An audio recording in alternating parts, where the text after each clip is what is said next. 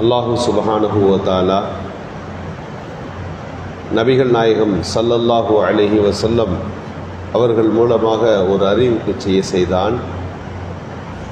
மன் கால லா இலாஹ இல்லல்லாஹ் தஹலல் ஜன்னா, யார் லா இலாஹ இல்லல்லாஹ் என்று சொல்லிவிடுகிறார்களோ அவர்கள் சொர்க்கம் நுழைவார்கள். இந்த கலிமாவை ஒரு மனிதன் எதற்குள் சொல்ல வேண்டும் என்றால் அதற்கும் ஒரு நிர்ணயம் இருக்கிறது. திடுக்கத்தையும் பாசையும் சக்கராத்தையும் பார்ப்பதற்கு முன்பு அந்த கலிமா அந்த மனிதனால் சொல்லப்பட வேண்டும் என்று திருக்குரானில் கால நிர்ணயம் செய்கிறார். பஸ்னா என்ன, நஸஅனா என்ன, கர்கர் என்று இதற்கு சொல்லுகிறார்.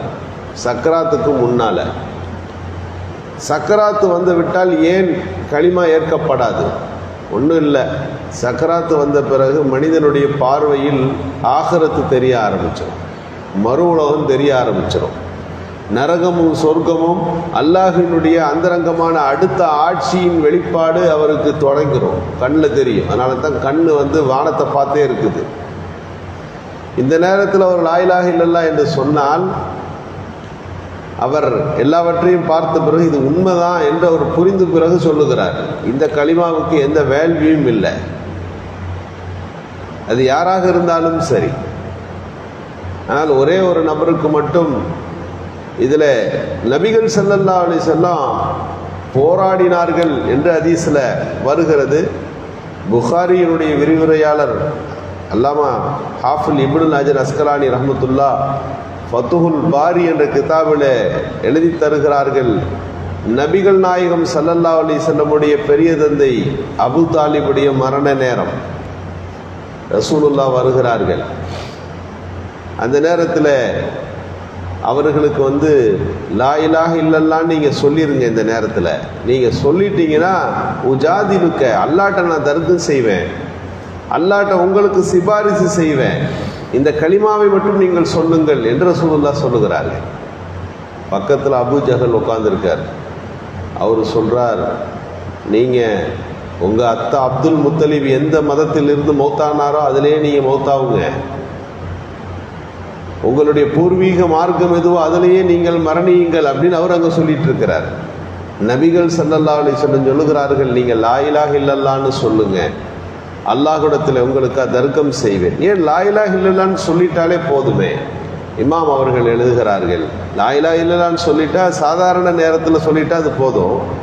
இந்த நேரத்தில் சக்கராத்து வந்த பிறகு சொல்வதால் தான் ரசூலுல்லாஹ் சொல்லுகிறார்கள், உஜாதிலுக்க, நீங்கள் இந்த நேரத்தில் சொன்னாலும் அந்த கலிமா ஏற்கப்படாமல் இருந்தாலும் கூட உங்களுக்காக நான் அல்லாஹ்விடத்தில் சிபாரிசு செய்கிறேன் என்று ஸல்லல்லாஹு அலைஹி வஸல்லம் அவர்கள் கேட்டுக்கொண்டே இருந்தார்கள். ஆனால் அவர் சொன்னார், நான் அமுத்து, என்னுடைய பழைய மார்க்கத்தின் அடிப்படையிலேயே நான் மரணமாகிறேன் அப்படின்னு அவர் சொல்லிட்டு மௌத்தாயிட்டார். நபிகள் ஸல்லல்லாஹு அலைஹி வஸல்லம் அவர்கள் அப்துல் முத்தலிபிற்காக வேண்டி அதே நேரத்தில் தௌபா செய்ய ஆரம்பிக்கிறார்கள். பாவ மன்னிப்பு தேடுகிற போதுதான் திருக்குரானில் 2வது வசனம் வருகிறது. அந்த வசனம் இறங்குகிறது, நீங்கள் உங்களுடைய தவில் குர்பா, உங்களுடைய உறவினர்களாக இருந்தாலும் சரி, இரத்தபந்த உறவாக இருந்தாலும் சரி, அவர் இஸ்லாத்தை ஏற்காத முஷ்ரிக்காக இருந்து விட்டால் அவருக்காக வேண்டி அல்லாஹ்விடத்தில் தௌபா செய்யக்கூடாது. சொந்த மகனாக கூட இருக்கலாம், அவர் இஸ்லாத்துக்குள்ளே ஏற்கலையா, அவருக்காக வேண்டி நீங்கள் தௌபா செய்யக்கூடாது. இப்ராஹிம் அலைஹிஸ்ஸலாம் ஆசர் என்கின்ற தன் தந்தைக்கு அல்லாஹ்வே இவரை மன்னிச்சிரு, அவர் ஈமானை ஏற்றுக்கலை அப்படின்னு சொன்னப்போ, உங்கள் குடும்பம் என்று சொன்னால் ஈமானேற்றவர்கள் தான் உங்கள் குடும்பம், நீங்கள் உங்கள் தந்தைக்காக வேண்டி தௌபா செய்ய முடியாது என்று குர்ஆனில் சொல்லிட்டார். நூஹ் அலைஹிஸ்ஸலாம் தன் மகன் இஸ்லாத்தை ஏற்காத மகனுக்கு சிபாரிசு செய்த போது நூஹ் அலைஹிஸ்ஸலாத்தை பார்த்தும் அல்லாஹ் சொன்னான், இல்லை, இந்த நீங்கள் பரிந்துரை செய்யக்கூடாது. ரசூலுல்லாவை பார்த்து சொன்னான், ரசூலுல்லாஹி ஸல்லல்லாஹு அலைஹி வஸல்லமுடைய பெரிய தந்தைக்காக வேண்டி சிபாரிசு செய்த போது ஈமான் இல்லாததால் அவருக்காக வேண்டி நீங்கள் சிபாரிசு செய்யக்கூடாது. ஆனால் இந்த ஒருவருக்கு மட்டும்தான் இந்த விதி விலக்கு. சக்கராத்து வந்த பிறகும் நீங்கள் எப்படியாவது இந்த கலிமாவை சொல்லுங்கள், அல்லாஹ்விடத்தில் உங்களுக்காக வேண்டி நான் சிபாரிசு செய்து விடுகிறேன் என்று ரசூலுல்லாஹ் கேட்டார்கள். கடைசியவர் அவர் கலிமா சொல்லவில்லை. ஹதீஸில் வருகிறது, நரகத்தில் இருக்கக்கூடிய தண்டனைகளில் ஆக சிறிய தண்டனை என்னன்னு கேட்டால், நெருப்பிலான ஒரு செருப்பு அவருக்கு போடப்படும். அந்த செருப்பின் காரணமாக அவருடைய மூளை கொதித்து உருகி கொண்டிருக்கும். இது அவருக்கு நரகத்தில் தரப்படுகின்ற ஆக சிறிய தண்டனை என்று நபிகள் ஸல்லல்லாஹு அலைஹி வஸல்லம் அவர்கள் அபு தாலிபிற்காக வேண்டி அவ்வளவு பரிந்துரைகளை செய்ததாக அந்த ஹதீஸ்களில் வருது. காரணம் என்னன்னு கேட்டால், அபு தாலிப் ரசூலுல்லாஹி ஸல்லல்லாஹு அலைஹி வஸல்லமுடைய பெரிய தந்தைகள்லேயே இஸ்லாத்தை ஏற்காதவங்க, இவங்க ஏற்றுக்கொண்டவர்களும் கொஞ்சம் பேர் இருக்கிறாங்க. ரசூலுல்லாவுடைய பெரியத்தா ஒருத்தர் நரகத்துக்கு போறாருன்னு குரான்ல வருது. தப்பத்தியதா அபீலஹப், அபுலஹப் நரகத்துக்கு போறாருன்னு குரான்ல இருக்கு. இஸ்லாத்தை ஏற்றுக்காதவர் தான். அபு தாலிபும் இஸ்லாத்தை ஏற்கல. ரெண்டு பேருக்கும் வேறுபாடு என்னன்னு கேட்டா, அபுலஹப் இஸ்லாத்துக்கு எதிராகவே செயல்பட்டார், அல்லாஹ்வுடைய சாபம் அவருக்கு வந்துச்சு. ஆனால் அபு தாலிபு அல்லாஹுவின் தூதரை கண்ணியப்படுத்தியவர்.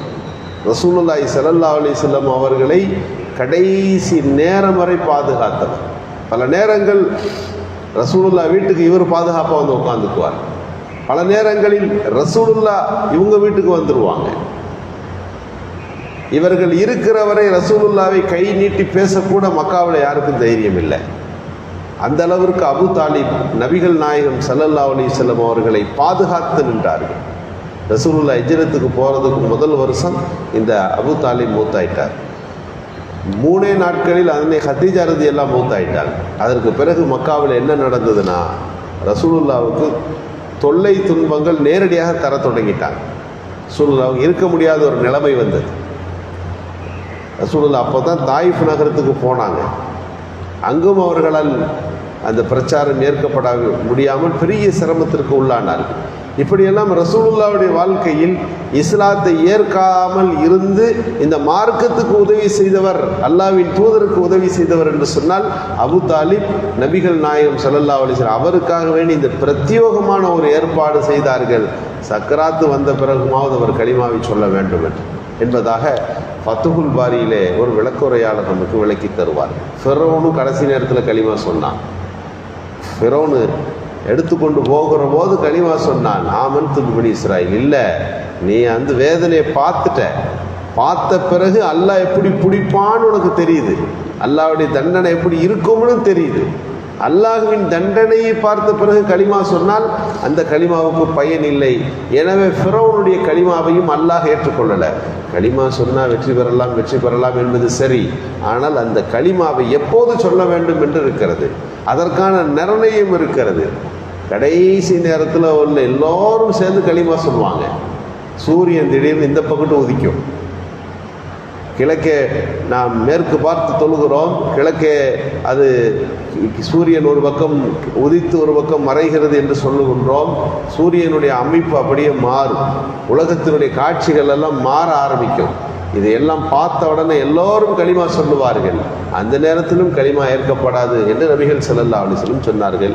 எனவே எந்த கலிமாவை கொண்டு நாம் வெற்றி பெற இருக்கின்றோமோ அந்த லா இலாஹ இல்லல்லாஹ் என்ற கலிமாவை முழுமையாக லா இலாஹ இல்லல்லாஹ் முஹம்மது ரசூலுல்லாஹ் என்கின்ற இந்த 2 வார்த்தையாடல்களை உளப்பூர்வமாய் சொல்வதற்கும் அதில் இருக்கக்கூடிய எல்லா சட்டதிட்டங்களையும் கோட்பாடுகளையும் பின்பற்றுகின்ற நல்ல தௌஃபீக்கை அல்லாஹ் நல்குவானாக. சுப்ஹானல்லாஹ்.